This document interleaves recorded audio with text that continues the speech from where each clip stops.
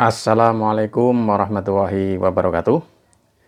Selamat berjumpa kembali anak-anakku siswa kelas 8 dimanapun kalian berada. Bagaimana kabar kalian hari ini? Bapak doakan semoga kalian senantiasa dalam kondisi sehat walafiat dan tetap semangat belajar dimanapun kalian berada. Anak-anakku, seperti biasa sebelum kalian menyaksikan tayangan ini lebih lanjut, bagi kalian yang belum klik tombol subscribe, silakan klik tombol subscribe. Bagi yang sudah, Bapak ucapkan terima kasih. Dan jangan lupa untuk klik tombol like, agar Bapak terus termotivasi untuk membuat video pembelajaran buat kalian semuanya. Pada pertemuan yang lalu, kita telah belajar bagaimana cara menentukan rata-rata, median, dan modus dari suatu data. Bapak berharap kalian masih memahami materi tersebut dengan baik, sehingga dapat diterapkan di pertemuan-pertemuan selanjutnya. Pada kesempatan kali ini, kita akan mempelajari bagaimana cara menyelesaikan masalah yang menggunakan konsep rata-rata, median, dan modus. Apakah kalian sudah siap? Jangan lupa sediakan alat tulis dan buku catatan kalian untuk mencatat hal-hal penting. Adapun tujuan pembelajaran pada pertemuan kali ini, yang pertama, siswa dapat menyelesaikan masalah yang menggunakan konsep rata-rata. Yang kedua, siswa dapat menyelesaikan masalah yang menggunakan konsep median. Yang ketiga, siswa dapat menyelesaikan masalah yang menggunakan konsep modus. Baiklah anak-anak, Bapak akan mulai dari contoh masalah yang ada di sekitar kita. Contoh masalah pertama, rata-rata berat badan 20 siswa kelas 9 adalah 55 kg. Karena ada siswa pindahan, kelas tersebut mendapat tambahan 2 siswa baru yang berat badannya 47 kg dan 52 kg. Hitunglah rata-rata sekarang berat badan seluruh siswa. Mari anak-anak kita bahas bersama.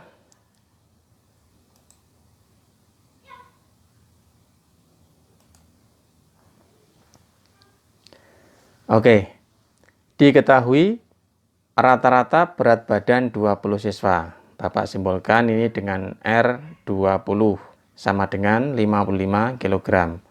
Kemudian data berikutnya. Karena ada siswa pindahan, kelas tersebut mendapat tambahan 2 siswa baru. Nah, 2 siswa baru tersebut Bapak misalkan sebagai X berat badannya ya. Berat badannya 47 kg dan 52 kg. Maka Bapak tuliskan X1 ini berat badan siswa pertama 47 kg. X2 itu berat badan siswa yang kedua 52 kg. Pertanyaannya, hitunglah rata-rata sekarang berat badan seluruh siswa. Berarti sekarang ada berapa siswa anak-anak? Ya, ada 22 siswa. Jadi yang ditanyakan adalah R22. Baik, kita hitung dulu.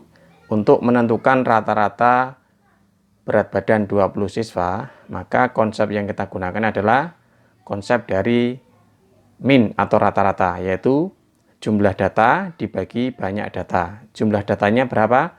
Jumlah berat badan 22 siswa. Dibagi banyaknya anak atau banyak data yaitu 22. Nah, berapa jumlah berat badan 22 siswa? Kita belum tahu di sini. Maka harus kita hitung atau kita uraikan terlebih dahulu.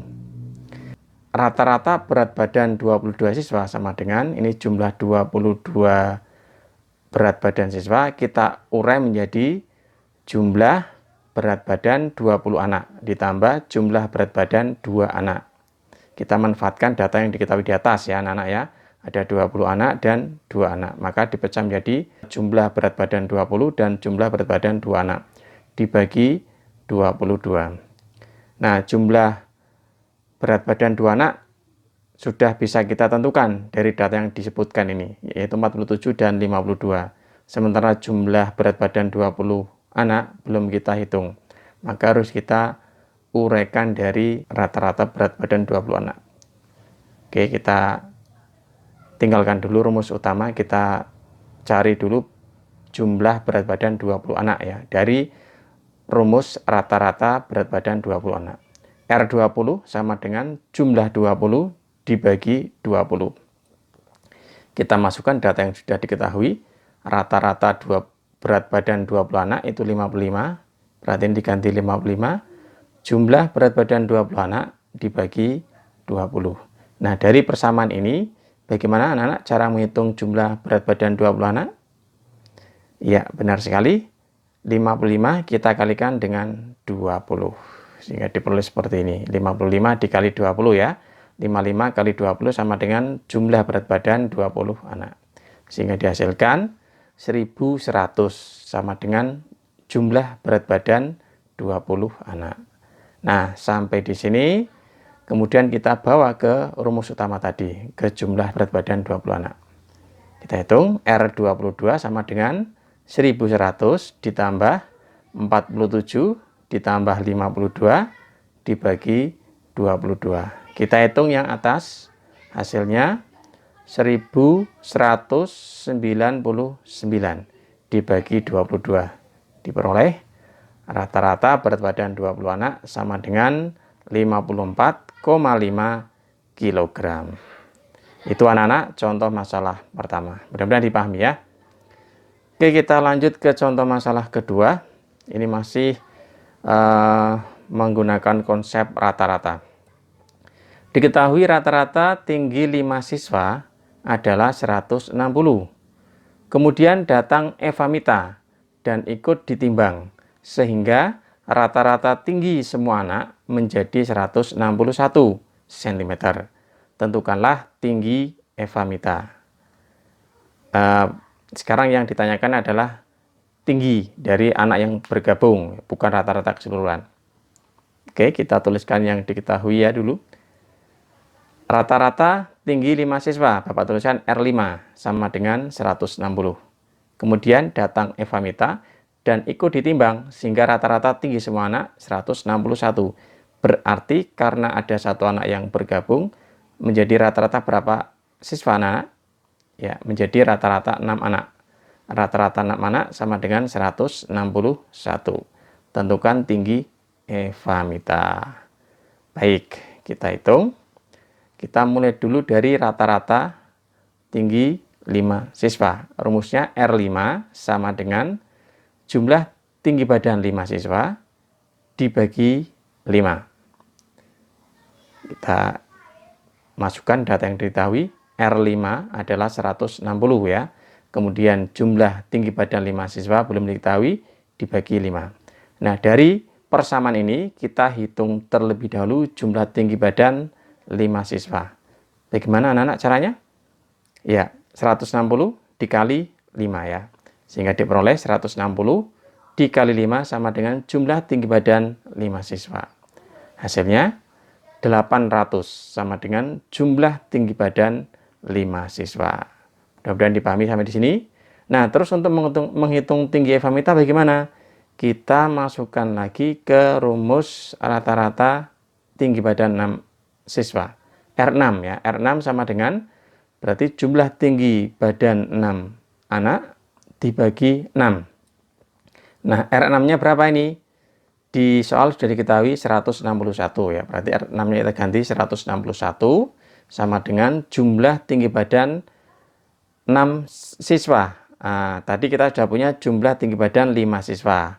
Berarti jumlah 6-nya kita urai menjadi jumlah tinggi badan 5 siswa ditambah, nah ini, TE-nya adalah tinggi Eva Mita dibagi 6. Nah, kemudian 161 kita kalikan dengan 6 ya. 161 dikali 6 sama dengan, ini jumlah tinggi 5 anak, tadi ketemu 800, kita masukkan 800 ditambah TE, tinggi Eva Mita. Ruas kiri kita hitung dulu, 161 kali 6 hasilnya 966. Langsung kita kurangkan dengan 800 bisa ya. Sehingga ruas kanan tinggal tinggi Eva Mita saja. Kita hitung ruas kiri diperoleh 166 sama dengan TE. Jadi tinggi Eva Mita sama dengan 166 cm. Begitu ya anak-anak cara penerapan untuk memanfaatkan rata-rata ini untuk menghitung tinggi anak yang bergabung. Oke, kita lanjutkan ke contoh masalah 3. Contoh masalah 3 ini menggunakan konsep median. Tabel di bawah ini menunjukkan panjang jalan dari Secang hingga Blundo. Kita lihat di tabel dari ruas jalan Secang sampai Kupatan, ini panjang jalan 6,54, ini dalam kilometer ya.